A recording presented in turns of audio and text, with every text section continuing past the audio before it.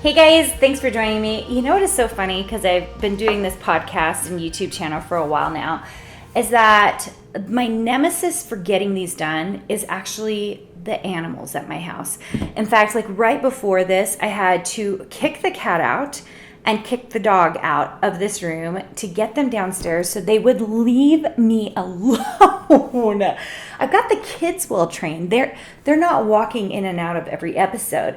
But the dog and the cats, it's like they can't help themselves. If I am in here trying to do something, they are like ready to jump in. Okay, sorry, that was an aside just because holy cow, there have been a couple of episodes I've tried to do here for you guys where I've just been like, seriously? I should have a bloopers reel because everyone would laugh at the number of times like the cat comes in. Boo is our main cat. We have two cats, one that no one ever sees. But Boo, if you've ever been on my Instagram feed, Boo she just wants to be in every shot. she just wants to be the star of her own YouTube channel. I love it. Okay, today we're going to talk about the past mistakes I wish I had not done. And or things that I wish I had done, and these are past mistakes that, you know, I'm slowly and surely trying to correct. But if you're a new designer, I think there are always things you will regret a little bit. It's just hard not to, because you're trying your best as you're trying to build your business, figure out how to build this design thing as you go.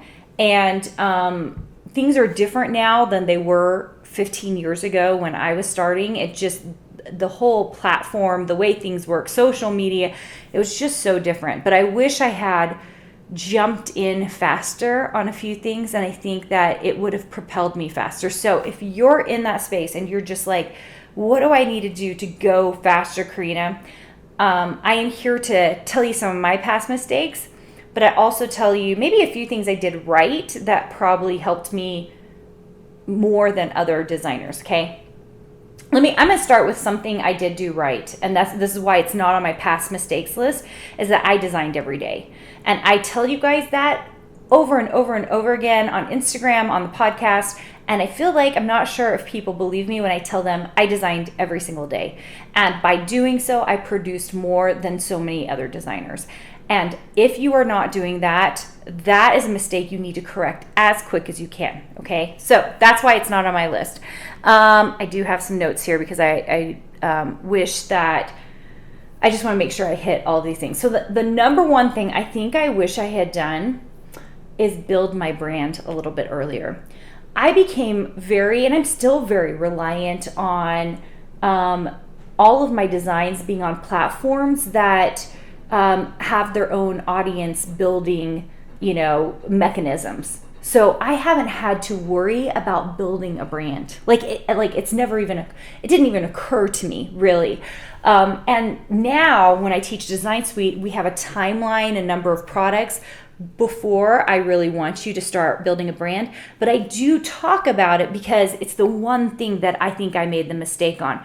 Now, should I have been building the brand in the first year? No, I think that I did that one right. But should I have been building it in the second year? Probably. I probably should have started building a brand in the second year. And I probably should have started building it after I hit a certain number of products. And I really regret that, because now in my design business, I'm not worried about the money from my design business. That has been just going. It's been great. But now as I've been teaching this design program, I've recognized that a lot of people have no idea who I am. And they have no idea that I've made all of this money, or that I was a creative director, or that I have a Ph.D., because I haven't spent time building my brand. And so that is something, if you are past a certain point and you've gotten to the point where you really do design every day, you're submitting, you have a certain number of shops and all that, my advice to you is to not make the same mistake I did and spend more time on your brand and let people get to know you. I think that has always been something that scared me, something that I didn't feel like I needed, because I felt like my design work proved itself, right? Like I could just do the design work and everybody would be fine with that, and that would be enough. And we've kind of entered an age where people want to know you and want to understand what you're really all about. So there you go with that. Okay, the second thing that I wish I'd done is I really wish I'd had the confidence and kind of enough of the early innovator in me. I don't think I'm a super early innovator, but I wish I had had enough of that in me to have gotten on video earlier and more consistently. Very, very early on, I did a few little videos, like when we started Cartabella, but I would just do a video once a month tops, and not always once a month. And I always felt like it had to be super special. And instead, I wish I had just gotten on video and just done it. Talked to you guys about my designs, showed you what I was up to. Because now it makes me really sad that I can't go back and show people that journey. That there was a time that designing was my entire life, and that it was hard sometimes, and I was coming up with new products all the time. I wish I had documented that journey in video, because it just would have been a much more authentic experience for you to see me designing as I went. But nobody's done that. I don't know if anyone has done that, and talked really about like what that looked like, and then become extremely successful. I think there are a lot of designers out there who've documented their journey, and then they're kind of like at, $50,000, $80,000 a year. And like, they're kind of, that's where they are doing their thing. I think there aren't very many of us that have made multiple six figures a year who really documented our journey. We did a lot of education, and you guys have seen that there's tons of education, and I have block of the month, and I'm showing people how to use my products. And that I think was really good. I'm glad I did some of that, but I could have done more. I wish I had done more. So I feel like I'm making up for last time. So those of you who are on the podcast, I'm on the podcast 3 times a week, okay? That's making up for lost time. If you're on the YouTube channel, which you should be, youtube.com/Carina Gardner, we try to put out about 5 videos a week, sometimes more, sometimes a little bit less, but generally about 5 videos a week. And they are Ink Club videos for our Ink Club membership, which is our current big SVG bundle that we do every single month, and putting out less quilting videos. I'm showing less and less quilting and sewing, just simply because they take so much time. But you can watch that I have lots of sewing videos. In fact, we give away most of those patterns for free, and they're just on our VIP group, because I made them. I was showing people how to use the fabric, and so we just give away a lot of those patterns for free and on our VIP group. And that VIP group is free to join, so it's kind of crazy. You can just go to carinagardner.com to do that. So I wish I'd spent more time in video. That's the other thing. So those of you who are kind of early on, just start getting in your head that maybe video is a great way to go, because you can do the education piece, but also you can allow people to get to know you, especially in your brand as well. Okay, so those are a couple of things that I wish I had done. The last thing, this is a good one. I wish I had built more of my digital shops sooner.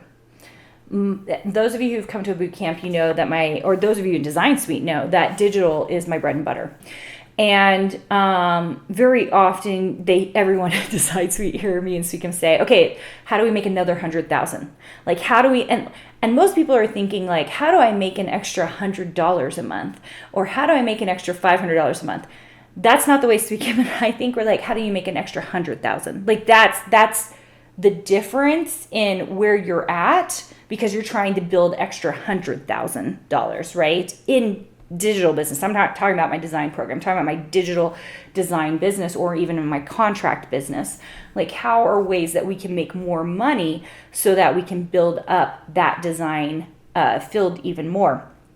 And I wish that I was very careful. Those of you who know me, or like, I'm writing a book right now. I talk about, going all in on one thing. I still very much believe it. I think it's the way to get started, but I wish that I had figured out earlier on that if I had a little bit of help, like if I had a VA, or if I had someone who was helping me upload or fix files really quickly, that I could have moved faster. I could have even done faster. I did it all by myself for the first 13 years, all by myself. Except for when I owned a company. Like Miniloo, when I owned that company, we had employees in that. Cartabella, when we started that company with Echo Park, that had designers who worked for me. But like in my own design business, it was really always just me.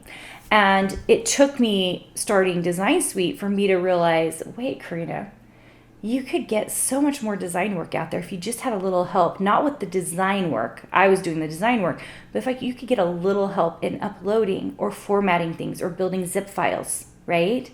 And I wish I had thought a little bit more about that.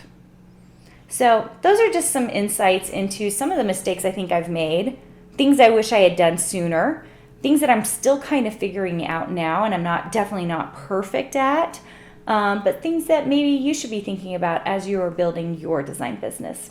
Hopefully you enjoyed this.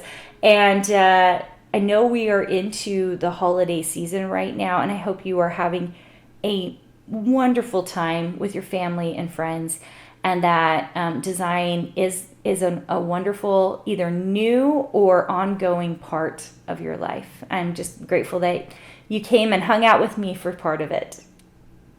Hey, did you know that you can visit me at makeanddesign.com to learn more about this podcast and join my VIP group for weekly freebies? I can't wait to see you there.